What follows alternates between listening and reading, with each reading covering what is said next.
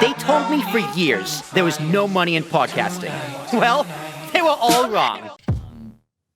Batman has always been my favorite superhero. I'm not super into the Marvel movies. They're just like not really for me. I have like nothing against them, but they're just not really for me. And Batman's kind of the only superhero that like really excites me. I don't know why. And I kind of felt like a fake fan, you know, I felt like a bat poser.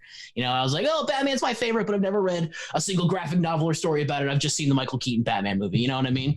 So I kind of plenty of those. Yeah, so I wanted to kind of start reading more of the character to really find out where the roots are, because, you know, if you listen to any Christopher Nolan interview about the Dark Knight movies, he's like, well, Long Halloween was the biggest inspiration I have because that was the first Batman story that showed you it could be cinematic, you know? Right. So I was like, okay, well, I want to read the Long Halloween.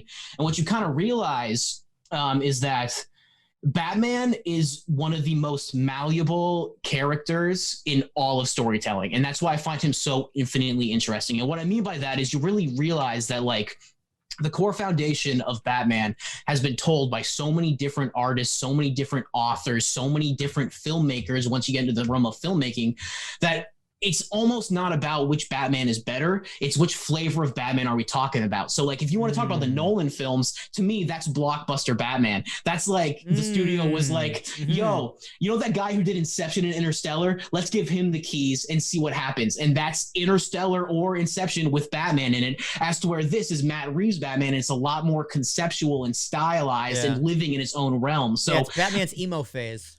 Yeah, Batman's emo phase when he's a young man. And so, of course, people are going to like argue about it online about which one's better. And I've seen a bunch of old heads being like, The Dark Knight will never be topped. And it's like, you can have a preference, you can have a favorite, but I really don't think it's about which one's better. It's about which Batman are you feeling today, you know? And, you know, you got like a sick, clowny, funny Clooney Batman. Yeah. Oh, yeah. Clooney Batman, and then even farther back with Adam West. And like, you got the silly, ridiculous Batman. Yeah, well, dude, let me get on a soapbox a second for Batman Forever. Not Batman and Robin. Not talking about Batman and Robin. That one is the butthole one that no one likes to talk about. You know, Arnold Schwarzenegger. That's fine. But Batman Forever, I watched a YouTube video by a guy that I really appreciate. I'll shout him out. High Top Alex. If you're really into YouTube video essays, this guy, High Top Alex, does a really nice job. And he has this 45-minute video essay about Batman Forever, about why it is a sophisticated Batman movie that should garner more respect. And at the end of that movie, I was like, oh my God, I've been wrong about this movie my entire life, right? Because, like, the Tim Burton ones were super dark and depressing. Everyone knows the story. So they got Joel Schumacher to do it. And everyone's like, well, this is just more kid-like. This is just more of a kiddie movie. That's not really the point. You know, he's trying to make hyper reality in which it's like a comic book, you know, and it's not a dark graphic novel comic book like the Batman that just came out. It's maybe those heightened reality Adam West type comics where, like, there's the freaking Batmite and the Bat Zebra and all that stuff, and that's kind of done on film. So again, to like reiterate my point, that's just the flavor of Batman for today. Maybe I want to watch Paul Dano be a serial killer. Maybe I want to watch Jim Carrey, you know, be Jim Carrey. So who's your favorite Batman? What's your favorite flavor of Batman? It's got to be Robert Pattinson, honestly. Okay, honestly, that's bold. Just that's takes bold. the cake. All right, it takes the cake for me because of how stylized and conceptualized it is, you know, because in reading a lot of these stories, I felt I've become closer to the character in a way of like really kind of understanding what the point is, I guess, you know, and I don't want to sound gatekeepy at all, but like this movie really felt like it was made for people who just freaking love Batman. You know what I mean? Like people who like really care about the character and want to see him succeed in the ways that you can see him succeed in like a lot of the literature. Yeah.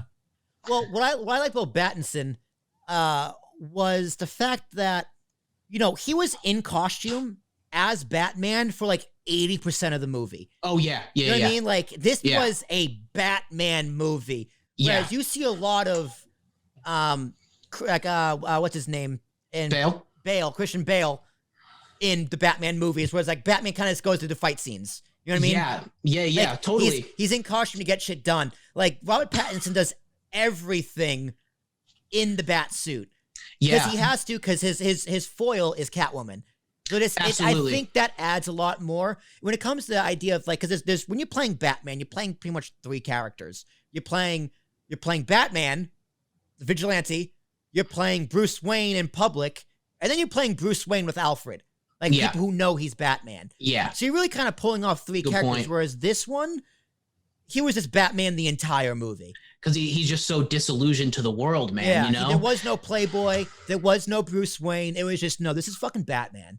You know, and I love how young he really feels as a character too, because I think that's a huge thing with Christian Bale is that like I feel like in those Nolan movies, you always kind of feel like Christian Bale is in control a little bit. You know, like in Batman Begins, he's a young man, but I still think Christian Bale doesn't ever feel like a kid. You know, I think Robert Pattinson did a great job not showing his actual age and making you feel like Batman is just like some 24-year-old dude who like needs to get out more, is like so obsessed with just what this is, and at the end of the day, I also think you have to remember that Batman is a tragedy. Like Batman is an ironic tragedy. It's like there you can go with the Adam West flavor and the Joel Schumacher flavor, but like here and even in The Dark Knight, at the end of The Dark Knight, it's all about how he became that hope again. Both two of the greatest superhero movies of all time are both about Batman becoming hope. Okay, that's not, you know what I mean? But like, okay, do you want the Christian Bale super playboy one? Nothing wrong with that, but that's a different Bruce Wayne. That's a different Bruce Wayne. Yeah, this very different. Yeah, this Bruce Wayne can't go to a Met Gala and buy I think it was in Batman Begins when he buys the hotel. You know what I mean? Yeah. Robert Pattinson is so far removed from that. He doesn't give a fuck. Yeah, he just doesn't give a fuck. He's like, we gotta keep up appearances for like this foundation. He's like, I don't give a fuck. Yeah, fuck it, doesn't matter. Mm-hmm. Yeah, and that's how the movie begins, and then I think it's so good because by the end of it, you really feel like we got somewhere.